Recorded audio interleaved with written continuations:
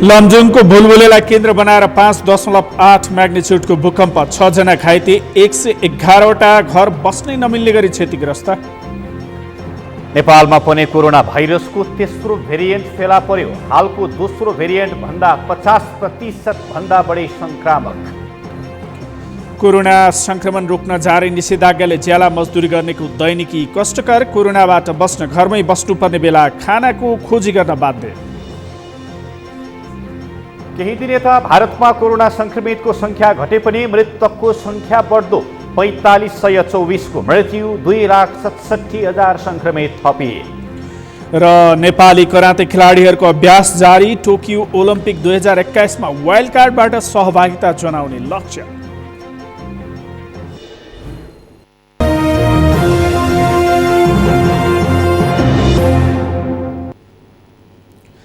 नमस्कार, सगरमाथा प्राइम समाचारमा स्वागत छ। म केशव शर्मा। अब समाचार विस्तारमा।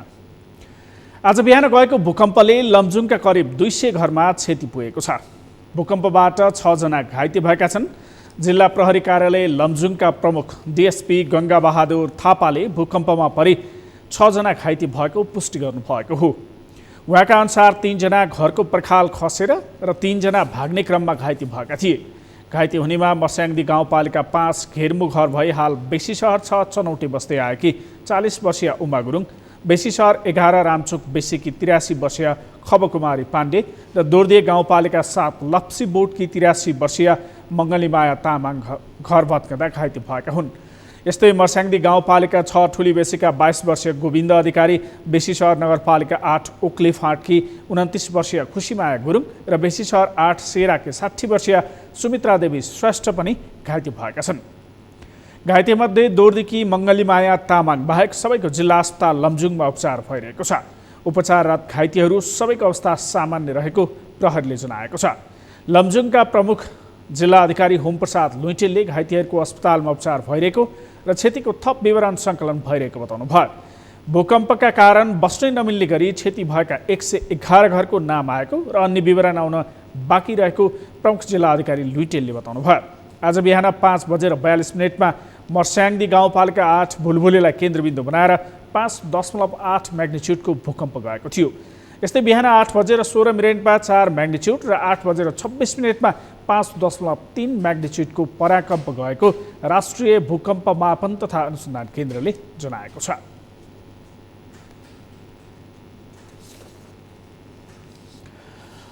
इपिडेमियोलोजी तथा रोग नियन्त्रण महाशाखाले कोभिड-19 को तेस्रो भेरिएन्ट निकै संक्रामक रहेको बताएको छ।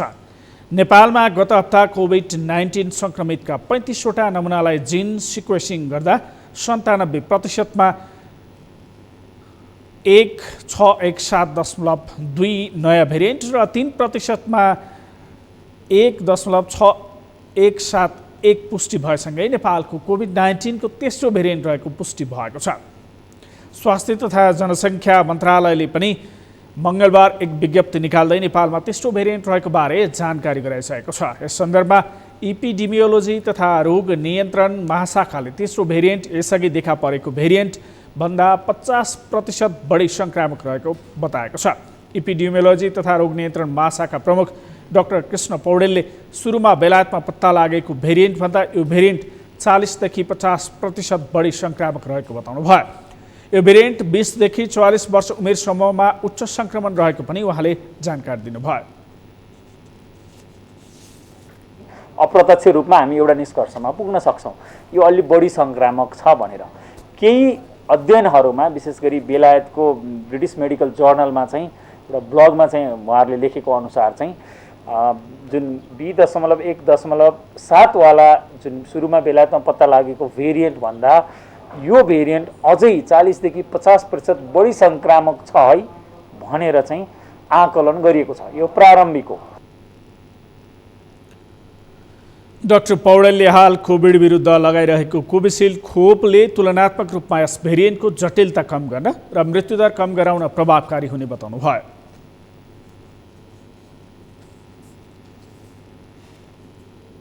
हाम्रो देशको कुल जनसङ्ख्याको करिब 8% जतिले 1 डोज भए पनि खोप लगाएको तथ्याङ्क छ र करिब 2 भन्दा तल प्रतिशतले चाहिँ 2 डोज नै पुरा पाएको अवस्था छ।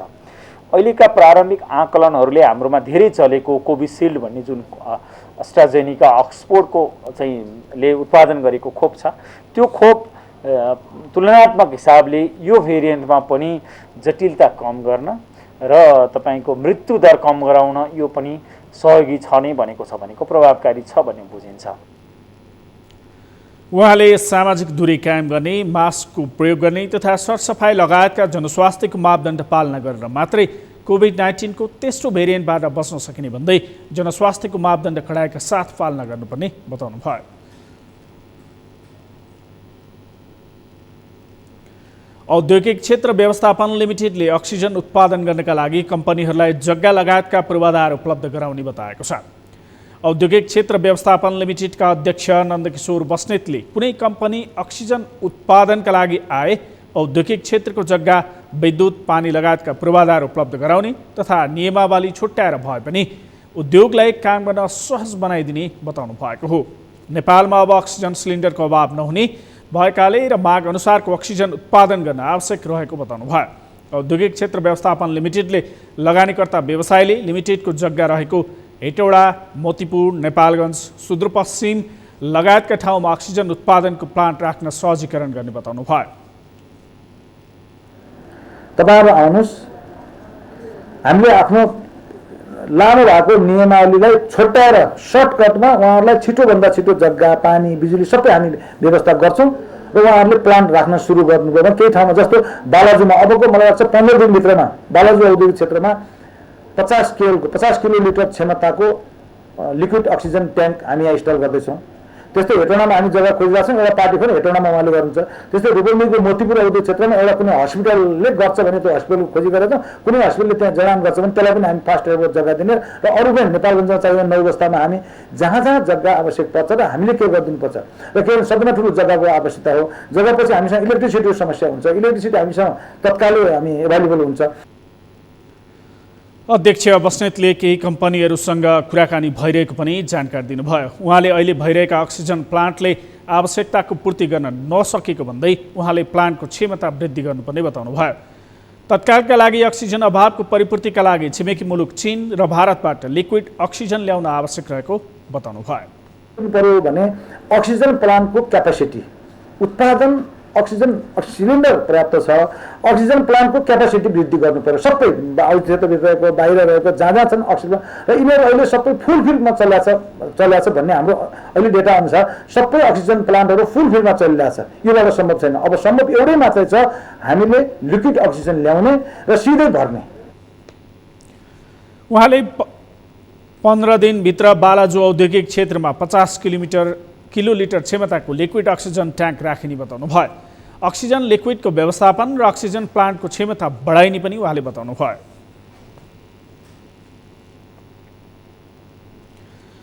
उप प्रधानमन्त्री तथा कोभिड-19 सङ्कट व्यवस्थापन केन्द्र CCMC का संयोजक ईश्वर पोखरेलले देशभरका 8 स्थानमा होल्डिङ सेन्टर स्थापनाको काम अघि बढेको बताउनु भएको छ।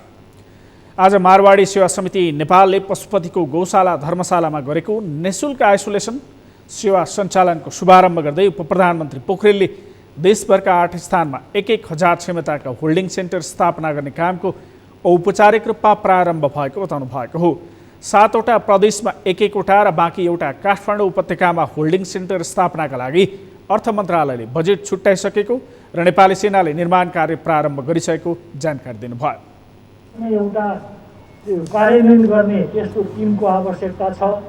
हामीलाई सहयोग गर्ने विभिन्न दाता संस्थाहरू छन् स्वदेशमा विदेशमा।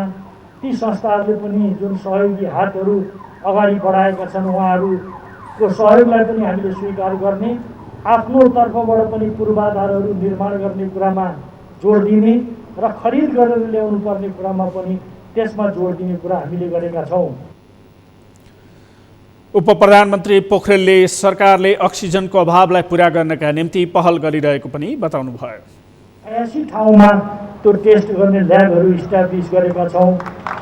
कोभिड हाम्रा हस्पिटलहरू, कोभिडको उपचार गर्ने हस्पिटलहरू हामीले केन्द्रदेखि प्रदेश स्थानीय तहसम्म पनि इस्टाब्लिस गरेका छौँ।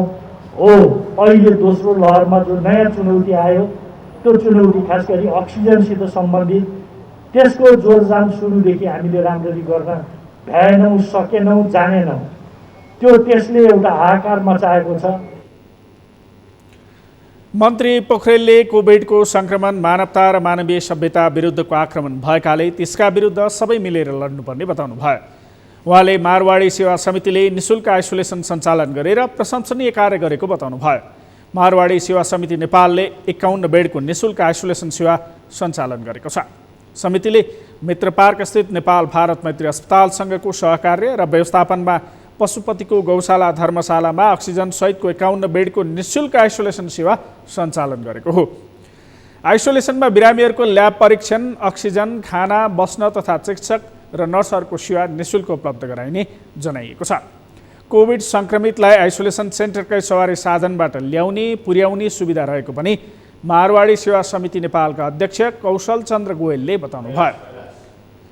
आवश्यक परे आइसोलेसन सेवालाई 300 बेडसम्मको बनाउन सकिने पनि उहाँले बताउनु भयो। निशुल्क आइसोलेसन सेन्टर खोलेका छौँ र यसमा चाहिँ हाम्रो अब कुनै बिरामी हुनुभयो भने उहाँले हामीलाई फोन गर्नुभयो भने अहिले लकडाउनको बेला आउने पनि समस्या छ, एम्बुलेन्स पाइराखेको छैन, त्यसमा आउनेसम्म व्यवस्था हामीले मिलाएका छौँ।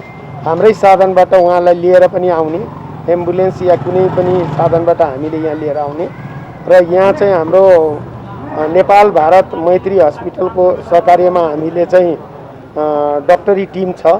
त्यो डक्टरी टिमबाट यहाँ राम्रोसँग हेरेर हामीले उहाँहरूलाई निशुल्क खाना पनि हुन्छ, उपचार पनि हुन्छ डक्टर नर्सबाट, अनि अक्सिजन सहितको छ। सो आइसोलेसनको सेवा लिनका लागि 9801071211 र 9801967706 मा सम्पर्क गर्न अनुरोध गरिएको छ।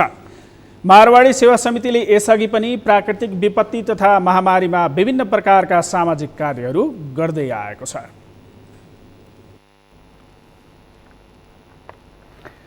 नेपालमा पछिल्लो 24 घण्टामा 246 जनाको कोरोना सङ्क्रमणबाट मृत्यु भएको छ। स्वास्थ्य तथा जनसङ्ख्या मन्त्रालयले जनाएअनुसार देशभरमा पछिल्लो 24 घण्टामा 246 जनाको मृत्यु भएको हो। यो सँगै नेपालमा हालसम्म मृत्यु हुनेको सङ्ख्या 5657 पुगेको छ। त्यसै गरी पछिल्लो 24 घण्टामा 8173 जनामा कोरोना भाइरस सङ्क्रमण पुष्टि भएको छ। देशभरबाट 8064 आरटीपीसीआर र 109 एन्टिजन विधिबाट गरी कुल 8173 जनामा कोरोना सङ्क्रमण पुष्टि भएको मन्त्रालयका प्रवक्ता प्राध्यापक डाक्टर जागेश्वर गौतमले जानकारी दिनुभयो। यो सँगै हालसम्म देशभरमा कोरोना सङ्क्रमितको सङ्ख्या 4,80,418 पुगेको छ। काठमाडौँमा 1988, ललितपुरमा 270 र भक्तपुरमा 228 जना गरी उपत्यकामा 2486 जना सङ्क्रमित थपिएका छन्। पछिल्लो 24 घण्टामा 7989 जनाले कोरोना सङ्क्रमण मुक्त भएर घर फर्किएका छन्। यो सँगै देशभरमा कोरोना मुक्त हुनेको सङ्ख्या 3,60,403 पुगेको छ। कोभिड-19 को महामारीको दोस्रो लहर सुरु भएसँगै देशका विभिन्न अस्पतालहरूमा अक्सिजन अभाव हुन थालेपछि अहिले सुनसरीबाट अक्सिजन सिलिन्डर भरेर पठाउन थालिएको छ।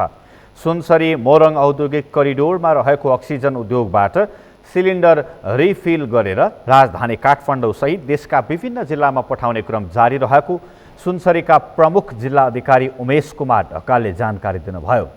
गृह मन्त्रालयको समन्वयमा नेपाली सेनाको स्काई ट्रक मार्फत एयरलिफ्ट गरी अक्सिजन रिफिल गरेर काठमाडौँ र अन्य जिल्लामा पठाउँदै गरिएको ढकालले जानकारी दिनुभयो। त्यस्तै स्थलमार्गबाट पनि पूर्वका विभिन्न जिल्लासँगै पश्चिम दाङमा पनि अक्सिजन पठाइएको प्रमुख जिल्ला अधिकारी ढकालले बताउनुभयो। करिडोरको इटहरी स्थित खनार र दुहवीको सोनापुरमा रहेको उद्योगमा अक्सिजन उत्पादनको क्षमता बढाउन लगाएर 24 घण्टा प्लान्ट चलाएर भए पनि आवश्यक भएका जिल्लामा आपूर्तिको व्यवस्था गरिएको छ। प्रदेश नम्बर 1 मा जम्मा 5 वटा अक्सिजन उद्योग छन्, तीमध्ये 3 वटा सुनसरी जिल्लामा छन्।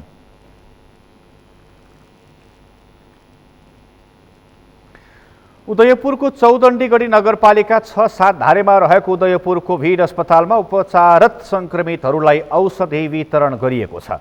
सगरमाथा अञ्चल आयुर्वेद औषधालयले अमृतचिया, अश्वगन्धा चूर्ण लगायतका आयुर्वेदिक औषधि कोभिडका बिरामीहरूलाई हस्तान्तरण गरेको हो।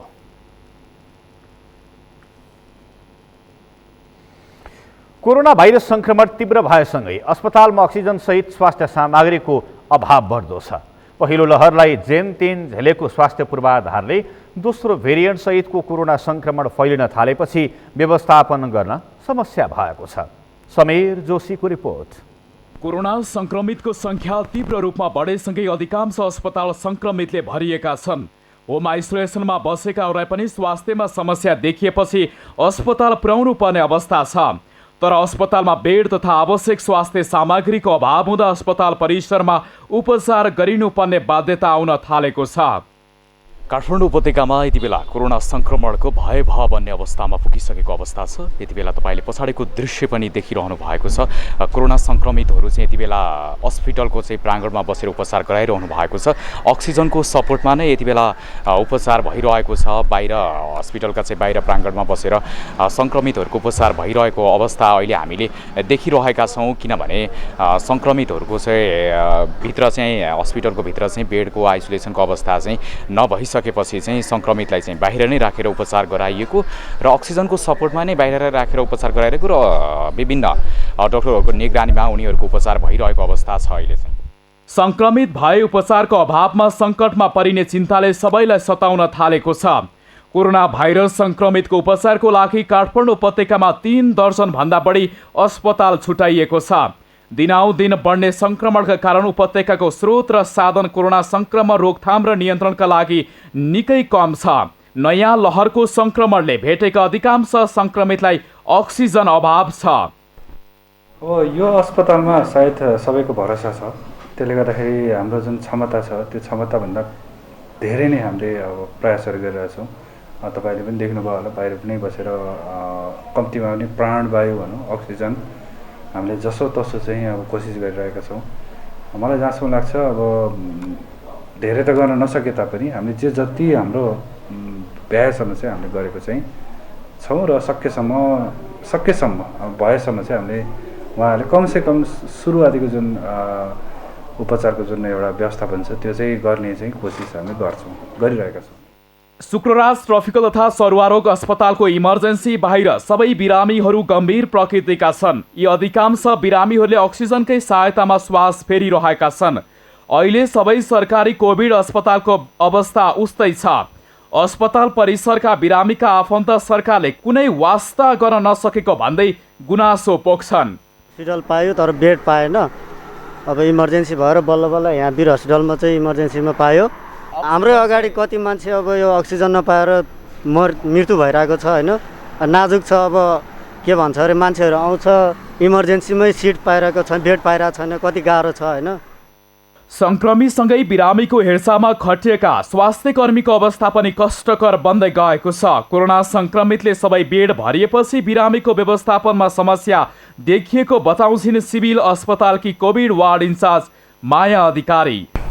यो त अहिले महामारी हो होइन। पहिलाभन्दा अलिकति सिनारियो फरक छ। यसको ठाउँहरू पनि हामीले पहिलाभन्दा सेटिङहरू फरक गर्नुपर्ने भएको भएर विभिन्न पाटोहरू जस्तो मेन्टेनेन्सहरू सिनसिनमा चेन्ज गर्नुपर्ने हुन्छ। त्यस्तो बेलामा चाहिँ हामीलाई आफूलाई चाहिए जस्तो गरेर अर्जेन्सी देखाएर माग गर्दा पनि कोही कोही बेला प्राप्त हुँदैन। त्यसले गर्दा चाहिँ हामीलाई काममा अलिकति तनाव बढी भयो कि जस्तो हुन्छ। कोरोना सङ्क्रमणको अवस्था भयावह हुँदा पनि सरकारले प्राथमिकतामा राख्न नसकेको जनस्वास्थ्यविदहरूको गुनासो छ। कोअर्डिनेसनको समन्वयको कामहरू भइरहेको भन्ने चाहिँ मैले बुझिनँ। स्वास्थ्य मन्त्रालयले त अत्यन्त धेरै मैले अब मलाई विभागले चाहिँ बोलाएको थियो 1.5 महिना अगाडि। मैले उहाँलाई भने यो स्वास्थ्य मन्त्रालयले गरेको काम ठिक छैन, उहाँले समन्वयको काम गर्न सक्नु भएन। डाक्टर कृष्ण त्यहाँ तपाईँ नयाँ आउनु भएको छ। यो दिल्लीको अध्यक्षता उहाँ त अब फेरि भारत भनेपछि सचिव सरहको मान्छे हो, राम्रो मान्छे हो। सबै विभाग स्तरहरू बोलाएर समन्वय मिटिङ गर्नुहोस्। धेरै कुराको समाधान निकाल्न सजिलो हुन्छ। अब यहाँ के हुन्छ भने मन्त्रालय बोलायो भने मन्त्रालयको सचिवलाई बोलाउँछ, सचिव नआएर सचिवलाई पठाउँछन्। अब यो टेक्निकल कुरो हो, हाइली टेक्निकल कुरो हो। स्वास्थ्य संक्रमणका हिसाबले यो विषम परिस्थिति हो। यसबाट बच्ने सबैभन्दा ठूलो उपाय नै सावधानी हो। त्यसैले कोरोना संक्रमणबाट बच्न उच्च स्वास्थ्य सतर्कता अपनाऊ। काठमाडौँ उपत्यकामा संक्रमणको चाप उच्च भइसकेपछि यति बेला सरकारी हस्पिटलहरू लगायतका निजी हस्पिटलहरू भरिभराउ अवस्थामा पुगेका छन्। कोरोना संक्रमितले गर्दा विभिन्न हस्पिटलहरू यति बेला भरिभराउ छन् र कोरोनाका आफन्तका बिरामी पनि यति बेला कुरुवाहरू पनि सँगै रहेको अवस्थामा झन् संक्रमण भए हुने हो कि भन्ने अवस्थामा पुगेको अवस्था हामीले देखिरहेका छौँ। जुन अवस्थालाई मध्यनजर गर्दै हस्पिटलका विभिन्न निकाय र सरकारी निकायबाट उच्च निगरानीका साथ कोरोना संक्रमितको उपचार हुनुपर्ने देखिएको छ।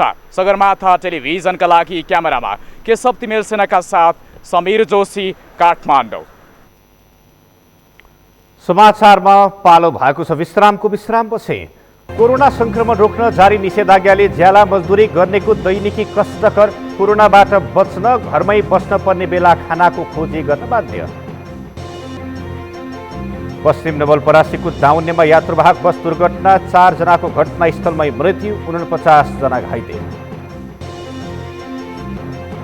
र झापाको मेचीनगर नगरपालिकाका केही जनप्रतिनिधि नदी दोहन कार्यमा संलग्न नक्कली रसिद छापेर राजस्व हिनामिना गरेको खुलासा।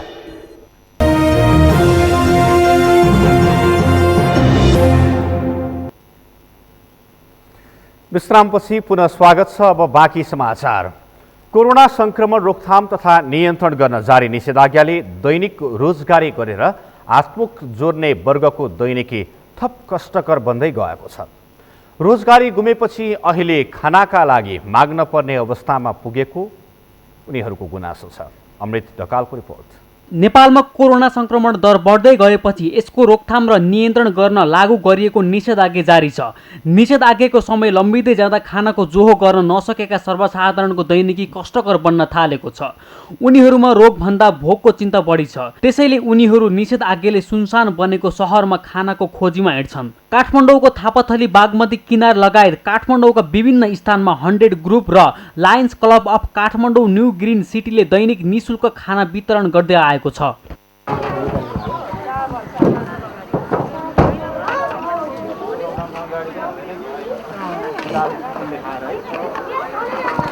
यो महामारीको समयमा घरभित्रै बसेर कोरोना संक्रमणसँग लड्नुपर्ने बेला काठमाडौँमा रोजगारी गुमाएकाहरू घरमा भन्दा बढी समय सडकमा बिताउन बाध्य छन्। रोजगारी गुमाएर आएकाहरू सबैले पूर्ण रूपमा स्वास्थ्य मापदण्ड पालना गरेको पाइँदैन। त्यसो त उनीहरूलाई रोगको चिन्ता नभएको भने होइन, तर अहिले उनीहरूलाई रोगको भन्दा भोकको चिन्ता रहेको छ। घन्टौँ लाइनमा बसेर खाना हातमा पाइसकेपछि उनीहरूको मुहारमा चमक देखिन्थ्यो।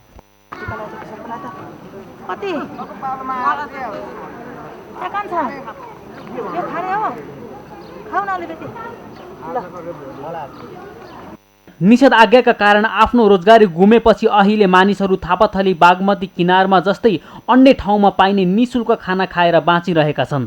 जामी काम गर्थ्यो हजुर, जामी काम पनि अहिले गर्न पाइएन, सब बन्द भयो हजुर। पुलिसले हिँड्न पनि दिँदैन बाटोमा हिँड्दा पनि। अनि खाना भोकले मर्ला जस्तो भयो। अनि यहाँ खाना आएको सर, अब काम भएको भए आउँदिन्थ्यो सर। अब काम पनि छैन, अनि खानालाई अब किनेर खाउँ पैसा छैन सर। अनि यहाँ खाना भनेर यहाँ आउन पनि बाटो बिचबिचमा पुलिसहरू पनि रोक्छ। यसो गलीबाट छिरेर आउनुपर्छ सर। उहाँ हामी बल्खुदेखि आएको सर।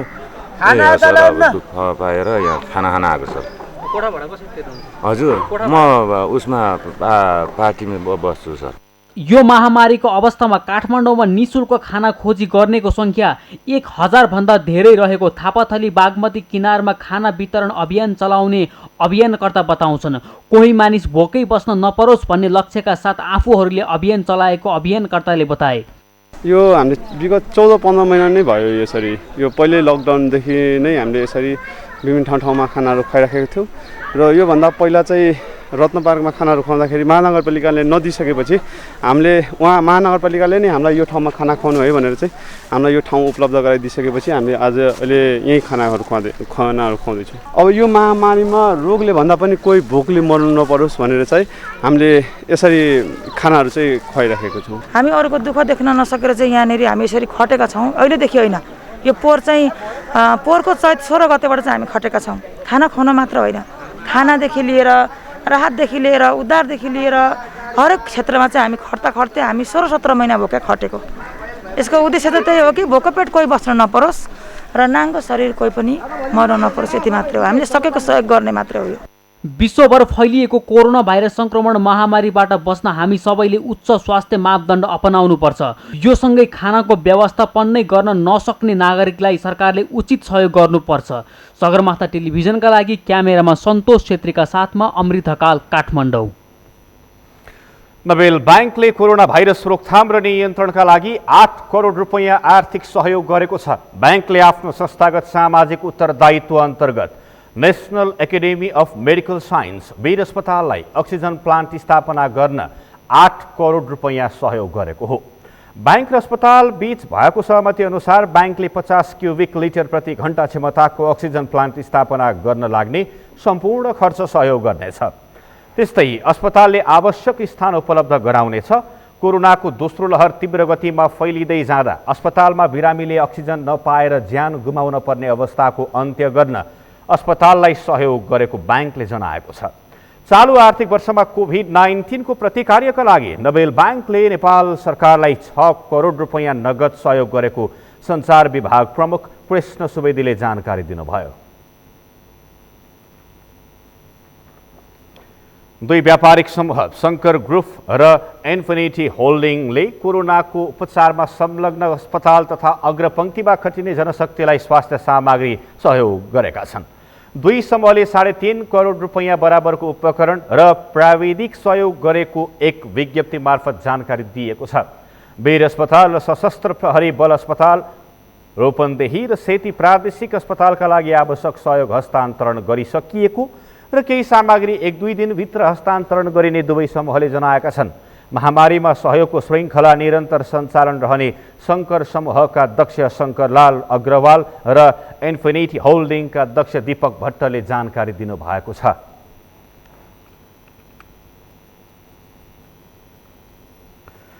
पर्सामा निषेधाज्ञाको अवधि 1 साता थपिएको छ। गत वैशाख 16 गतेदेखि जारी निषेधाज्ञा अब आगामी जेठ 13 गतेसम्म लम्ब्याइएको हो। आज बसेको जिल्ला कोभिड सङ्कट व्यवस्थापन केन्द्र DCCMC को बैठकले जेठ 6 गते बिहिबारसम्मको निषेधाज्ञाको समय जेठ 13 सम्म लम्ब्याएको हो। सङ्क्रमणको साङ्लो तोड्न आवश्यक देखिएकाले जेठ 13 गते मध्यराति 12 बजेसम्म निषेधाज्ञाको समय लम्ब्याउने निर्णय भएको पर्साका सहायक प्रमुख जिल्ला अधिकारी हेमकान्त पौडेलले जानकारी दिनुभएको छ।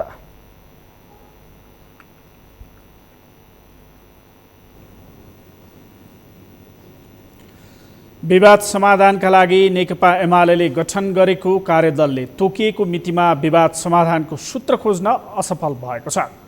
3 दिन अघि आजसम्मको समय दिएर विवाद समाधानको सूत्र खोज्न कार्यदल गठन भएको भए पनि अहिलेसम्म समाधानको बाटो पहिल्याउन कार्यदल असफल बनेको हो। अमृतराज काफ्लेको रिपोर्ट। 3 दिनको समय दिएर विवाद समाधानका लागि प्रस्ताव बनाउने कार्यादेश दिएको एमालेको विवाद समाधान कार्यदलले तोकिएको मितिमा समाधान गर्न असफल बनेको छ। बुधबारसम्म विवाद समाधानको सूत्र खोज्नका लागि भन्दै गठन गरिएको कार्यदलको अहिलेसम्म पहिलो बैठक मात्रै बसेको छ। बुधबार अबेर बस्ने भनिएको बैठकमा समेत पार्टीले दिएको समयभित्र विवाद समाधानको बाटो पहिल्याउन नसक्ने देखिएको छ। एमालेभित्र अध्यक्ष केपी शर्मा ओलीले एकलौटी रूपमा गरेका निर्णय बदर हुनुपर्ने पहिलो शर्तका रूपमा माग राख्दै आएको वरिष्ठ नेता माधव कुमार नेपाल समूहको मागका बारेमा अहिलेसम्म छलफल समेत सुरु भएको छैन, जसका कारण तोकिएको मितिसम्ममा विवाद समाधानका लागि ठोस निष्कर्ष निस्कनेमा शङ्का सुरु भएको हो। नेकपा एमालेद्वारा गठित कार्यदलको पहिलो बैठक आज बस्यो।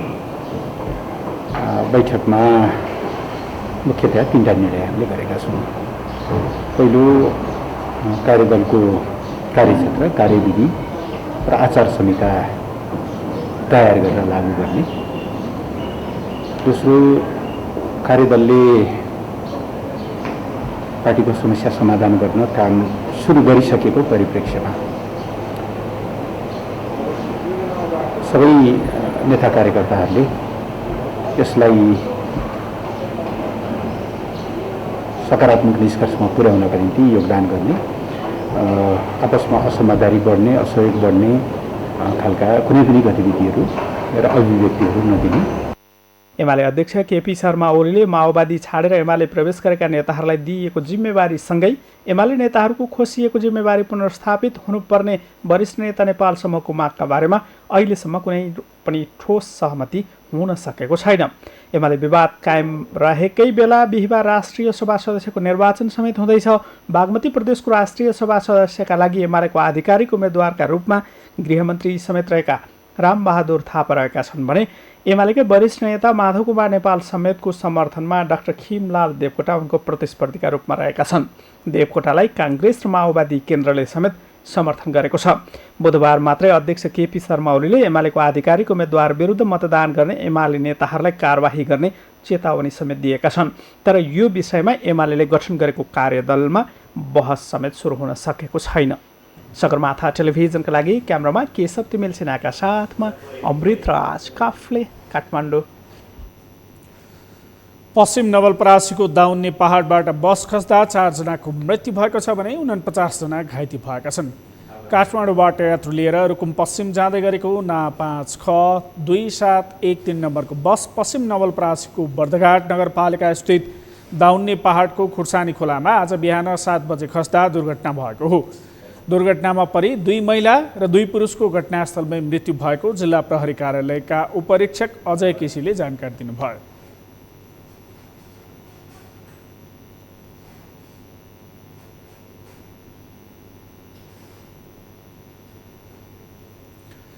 जनताका काम गर्न छनौट भएका जनप्रतिनिधिले जनमुखी काम गर्नुपर्छ। तर ती जनप्रतिनिधि गैर कानुनी काममा लागे के गर्ने? यस्तै गतिविधिमा झापाको मेचीनगर नगरपालिकाका जनप्रतिनिधि संलग्न भएको तथ्य सार्वजनिक भएको छ। जनप्रतिनिधिले नदी दोहनमा सहयोग गरेको समाचारपछि अहिले नक्कली रसिद छापेर लाखौँ राजस्व हिनाबना गरेको तथ्य बाहिर आएको छ। झापाबाट पूजन घिमिरेको रिपोर्ट। नदीजन्य पदार्थ तस्करको पक्ष पोषण गर्दै आएको झापाको मेचीनगर नगरपालिकाका केही जनप्रतिनिधिले नक्कली रसिद मार्फत राजस्व हिनामिना गरेको तथ्य खुलेको छ। मेचीनगर नगरपालिका क्षेत्रका मेची, निन्दा, टिमाई, हडिया लगायतका नदीबाट उत्खनन गरिएको नदीजन्य पदार्थको कर बापतको राजस्व कार्यपालिका सदस्य टिकाराम मग्रान्ती, कृष्ण कनाल र वडा नम्बर 10 का वडा अध्यक्ष सुबेश पनेरुले गायब गरेका छन्। नगरपालिकाबाट 50 प्रति बिल भएका 150 भन्दा बढी रसिदको बुङ गत असोजमा लिए पनि अहिलेसम्म रसिदको अर्धकट्टी तथा राजस्व रकम नबुझाएपछि जनप्रतिनिधि नै घोटालामा संलग्न रहेको तथ्य सार्वजनिक भएको हो। नगरपालिकाले उनीहरूलाई चाँडो रसिद र राजस्व बुझाउन ताकेता गरेको छ। राजस्व नबुझेको बुकको डुप्लिकेसन के जस्तो कुराहरू देखिएको छ कि हजुर त्यो के हो सत्य तथ्य हेरौँ। अब यहाँ हामीले अलिक टुङ्गो लाउन सकेनौँ, त्यसमा समय दिन सकेनौँ भनेर त्यो अन्यत्रतिर अर्को निकायलाई पनि बुझाउन सक्छौँ। यहीबाट सकिने भयो एउटा गएको वर्ष 4.5 करोड रुपैयाँमा मेचीनगर नगरपालिका क्षेत्रभित्रका नदी उत्खनन गर्न ठेक्का लागेको भए पनि 150 वटा रसिदका बुङ बराबरको रकम दाखिला नभएपछि केही जनप्रतिनिधि आक्रोशित बनेका छन्। उनीहरूले नगरपालिकाबाट लगेको रसिदको बुङ बुझाउनुको सट्टा नक्कली रसिदको प्रयोग गरी नदी दोहन गरेको खुलेको छ। रसिद कहाँ छापियो, कति छापियो, कति काटियो भन्ने कुरा चाहिँ अहिले यो चाहिँ अनुसन्धानकै विषय भएको छ। यो कहीँ कतै रेकर्ड छैन। फागुनमा चाहिँ केही रसिदको केही सङ्ख्या चाहिँ यति छापिएर यसरी पठाइयो भन्ने कुरा चाहिँ सामाजिक विकास शाखा प्रमुख ज्यूले चाहिँ कार्यपालिका बैठकमा आएर भन्नुभयो। त्योभन्दा अगाडि कति रसिद छापियो, कति काटियो, कति उत्खनन गरियो भन्ने कुराको कुनै रेकर्डै छैन। 15 वटा रसिदको बुङ लगिएकोमा सो बापतको राजस्व बुझाउनुको सट्टा अहिले 50 वटा बुङ नै फिर्ता आएको नगरपालिकाले जनाएको छ। अगाडि मङ्सिर पुसदेखिकै अगाडिकै रसिदहरू चाहिँ लानुभयो, लगिसकेर त्यो यतापट्टि आइसकेका छैन कि शाखामा जम्मा भएको छैन होइन।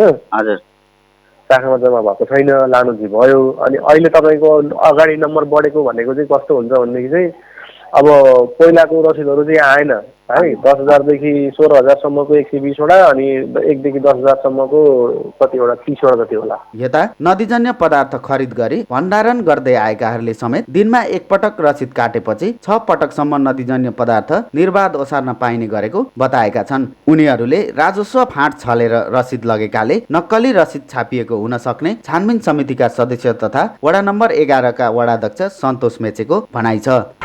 अब भण्डारणमा चाहिँ दाखिला नभइकन बिल रासोबाट चाहिँ बाहिर गएको छ। रासोबाट पनि राम्रो रेकर्डमा देखेको छैन। त्यो लेखित रिपोर्ट चाहिँ मागेको छु मैले। आज भोलिमा त्यो प्राप्त हुन्छ। प्राप्त भएपछि हामी पञ्चायत समिति बुझाउँछौँ, तयारी हाल्नु छ। सार्वजनिक खरिद ऐनलाई समेत लत्याएर नगरपालिकाको बोर्ड बैठकले सोझै कार्यपालिका सदस्यहरूलाई नदीजन्य पदार्थ सङ्कलन बापतको कर असुल्ने अधिकार दिएकोले समेत उनीहरूले घोटाला गरेको स्थानीयको भनाइ छ।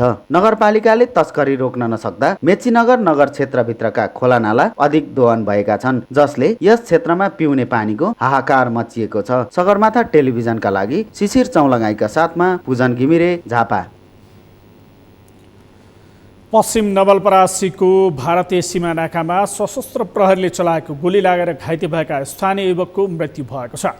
घाइते प्रतापपुर गाउँपालिका 6 का 23 वर्षीय अविनाश राजभरलाई शहीद स्मृति अस्पताल चौपट्टामा उपचार हुन नसकेपछि बुटवल सिटी अस्पताल लैजाने क्रममा बाटैमा मृत्यु भएको पश्चिम नवलपरासीका डिएसपी राजु लामाले जानकारी दिनुभयो। भारतीय सीमा क्षेत्रको सुस्ता गाउँपालिका वडा नम्बर 5 नथुई नाकाबाट भारततर्फ जान थालेका स्थानीयलाई नाकामा खटिएका सशस्त्र प्रहरीले रोकेका थिए।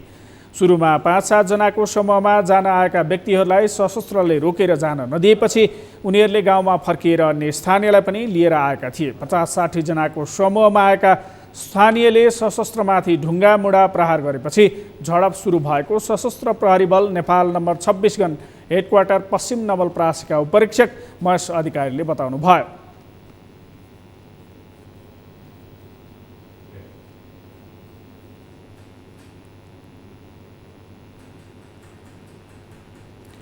सगरमाथा प्राइम समाचारमा पालो भएको छ विश्रामपछि।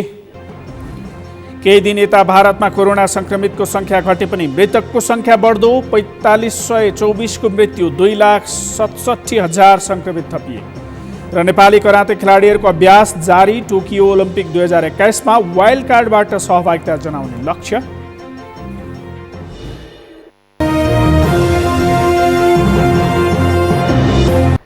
अब पालो अर्थ समाचारको।